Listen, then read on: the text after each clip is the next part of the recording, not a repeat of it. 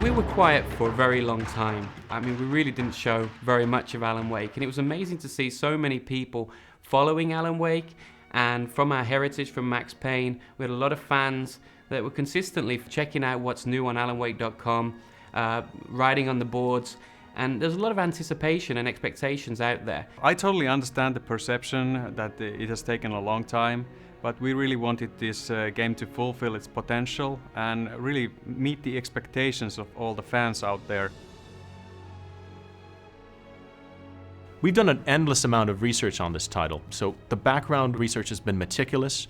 We've looked at things such as ghost towns in the Pacific Northwest, tornado behavior, even the architectural integrity of these buildings. We even have a landscape architect who's worked to make accurate landscapes. And we did several trips to Pacific Northwest with the art team, and myself and lead game designer Mikael, we drove about 2,000 miles around it for a period of almost 2 weeks. We came back with over 40,000 photographs that we are basing the environments and models on. We went to see places like Astoria, where the movie Ring was made, and that's a very typical Pacific Northwest coastal town. Twin Peaks was shot at North Bend, which is not that far from Seattle.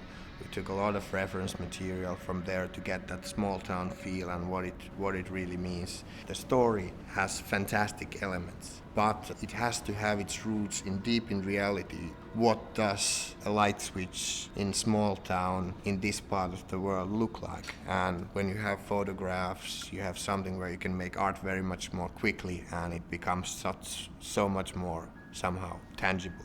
We've looked at NASA star maps to make sure that the stellar constellations are correct in the night sky. So there's a lot of intricate detail. Not everybody will realize these individual details, but I think they come together to form a whole package that's just a living, breathing, credible world. One of the most impressive places we went to in Oregon was Crater Lake. I remember the moment when I walked on the edge of the cliff. I wasn't expecting much.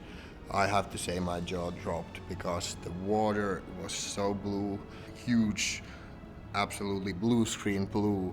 This location was the inspiration for Cauldron Lake, which is very pivotal to the story. There even is a lodge on the edge of the Crater Lake, and we have our own version of the Cauldron Lake Lodge.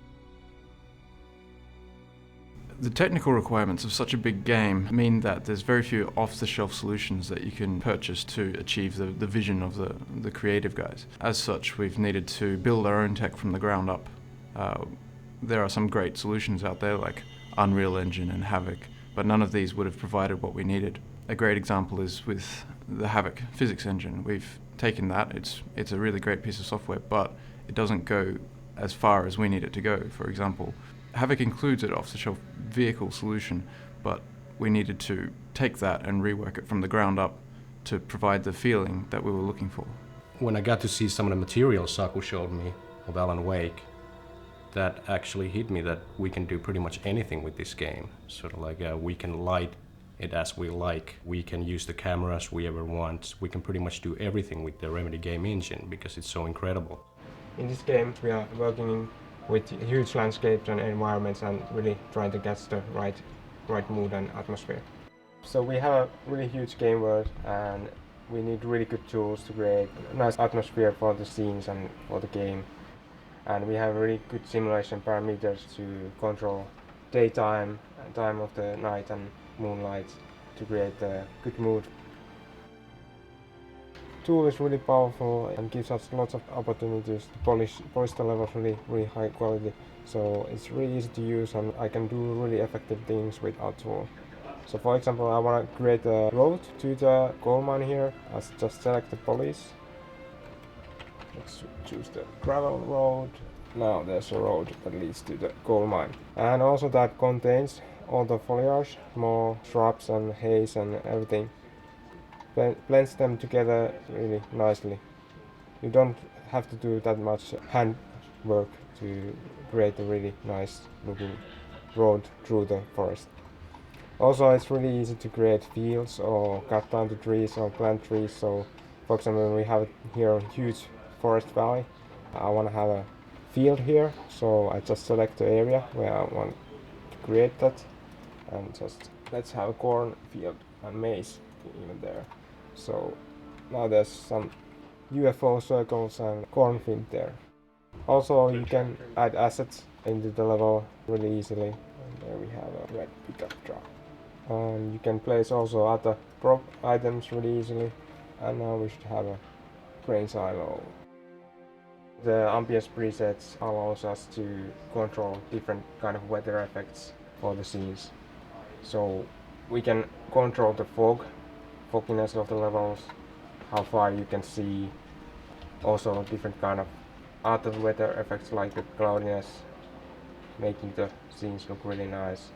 And also we have a lot of control over the different kind of post-process effects to make scenes look even better. Well, it's really dark and creepy night now. With the first games that I worked on, Max Payne 1 and Max Payne 2, we were really limited by a lot of the tool set and the ways of delivering the story and the environments. With the Xbox 360, we're able to harness a lot more power, and we have a uniform platform, so we don't need to worry about a lot of the compatibility issues that we did with the first Max Paynes.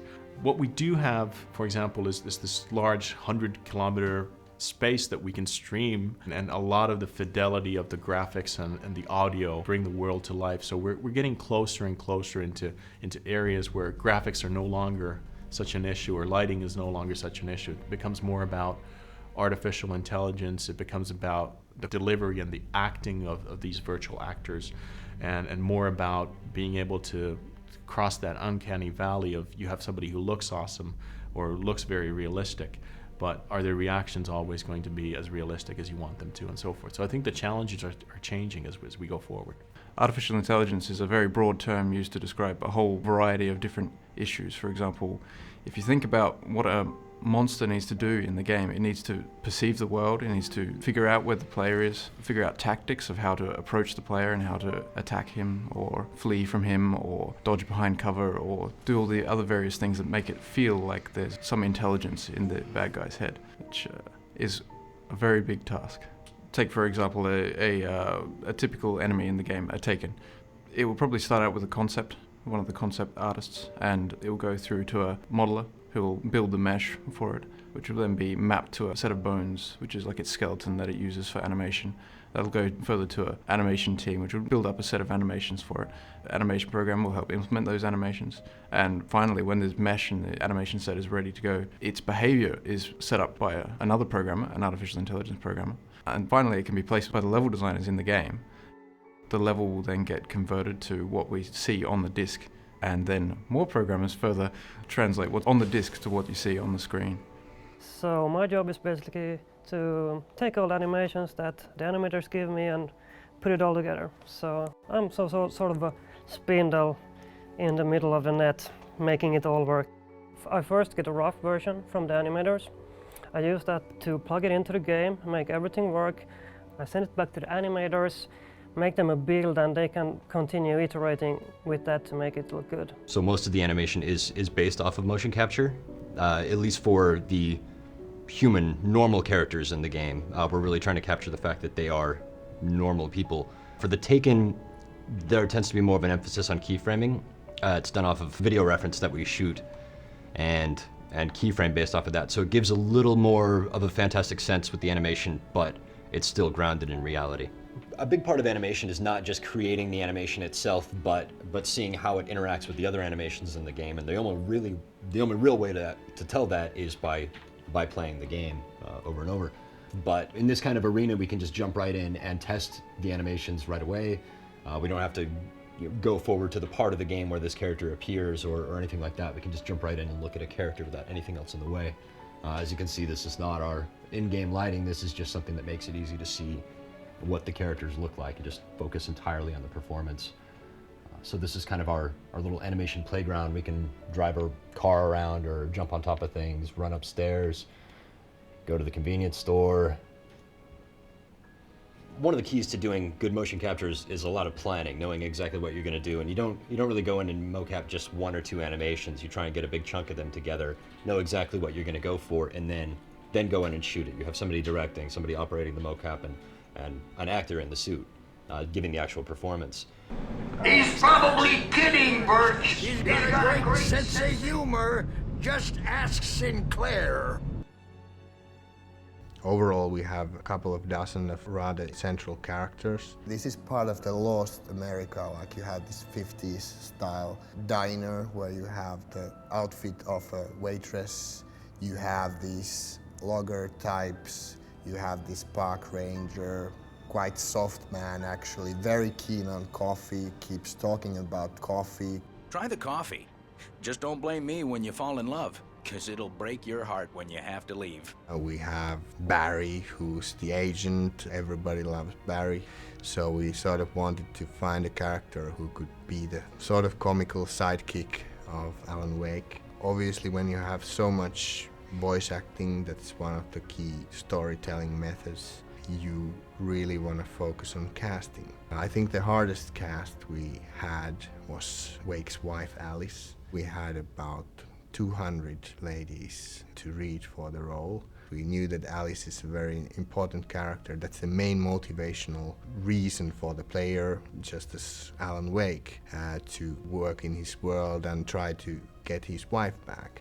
So the character needs to be in a very short moment of time, and in the flashbacks which Wake has, all those moments have to be really deliver in order to make people emotionally caring about Alice's well-being. We want to make kind of characters that are more than that just kind of cardboard cutouts or caricatures. We wanted to give them depth, and since Alice doesn't have that much screen time, it's a difficult thing. We wanted to make a strong female lead, and in some ways we saw that out of the couple, she is the stronger one. That's the reason why the New York flashbacks came into the game. We needed to show their relationship and show everyone that she is worth saving.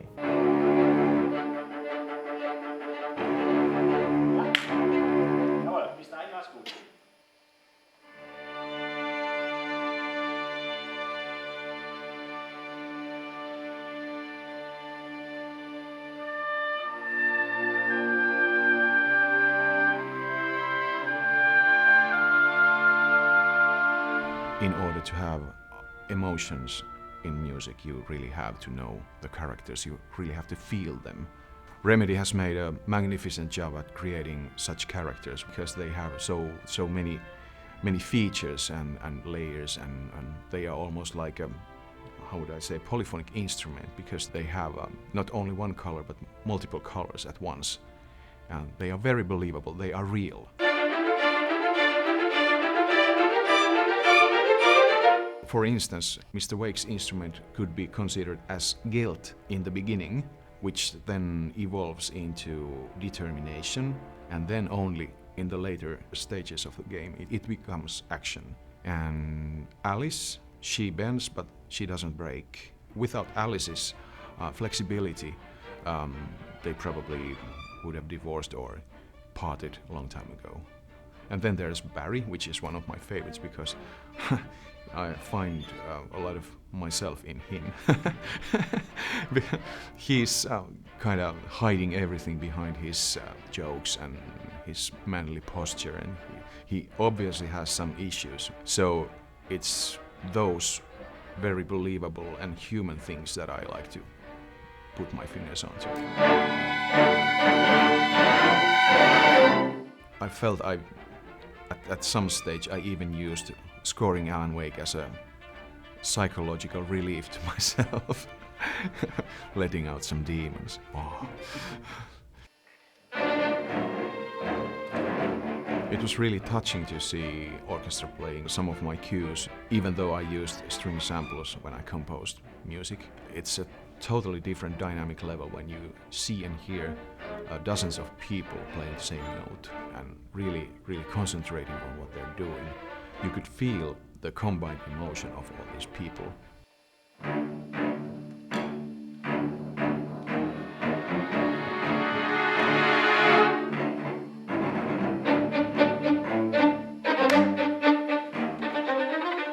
We're using around 1,700 sound effects in the game. We have around 1 hour of cinematic for the in-game cutscenes, and I think we are using up to 1500 voiceovers. I have to figure out which kind of sound effects we need in the game. If we decide not to make them in-house, I have to make sure that I request them from our outsourcing companies. We're working together with SoundLab, which is the in-house sound department from our publisher, Microsoft Game Studios. And we're working together with Soundalux, which is quite a famous Hollywood studio. For example, they did the latest Star Trek or the latest James Bond. SoundLab did some outdoor recording sessions to provide us with proper source material we could use for sound design. So they sent one of their sound guys to spend a few days in the northwest of North America, in a tent actually. And he recorded some great forest, wind and river sounds, birds, owls, all that stuff that we're using later on to create the ambient tracks for Alan Wake. So the biggest creative challenge was to create a sound for the dark presence. And of course you don't have any idea how this is going to sound like. What came into my mind was to use some really harmless sounds that you never would recognize as being scary, process them and make them sound weird. So what I want to show you now is how I created the bat sound. Bats means bringing enemies to the system. So whenever you get chased by Taken or you get in danger, we fade out the ambient track and we fade in the bat sound. So what I did, I took a baby scream and processed it, and that's how it sounds.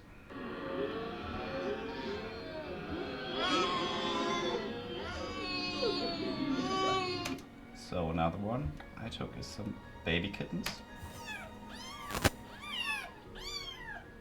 And after processing them, they sound like this.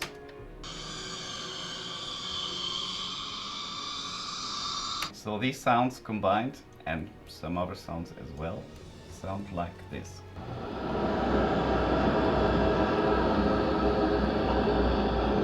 And it sounds like this in-game.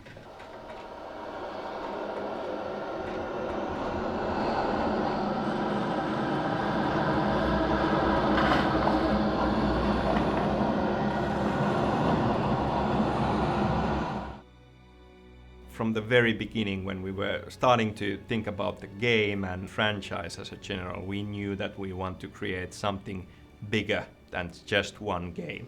The success of Alan Wake will really define where we go with this, and clearly we have a lot of story to tell and we have a lot of things to explore, and we always set out to build something much larger than a single game, but clearly it will be defined by the success of this game. So we're doing some downloadable content which will peel up the mystery and share more of the creative vision that we have for Alan and continue his journey. But from the very start, when we started thinking about it, whether we should do it or not, we decided that we don't want to do it just for the sake of it. Not just because everybody else is doing downloadable content, but you know, it has to be something that people really enjoy. So it's going to be a great bridge between Alan Wake 1 and hopefully what will be Alan Wake 2. And I hope everybody out there will really enjoy it. We like to kind of use pop culture and borrow from pop culture in our games, and the best possible thing, which has already happened with Max Payne, is to have these games become part of that pop culture that other people will find inspiration in and borrow from in their own works.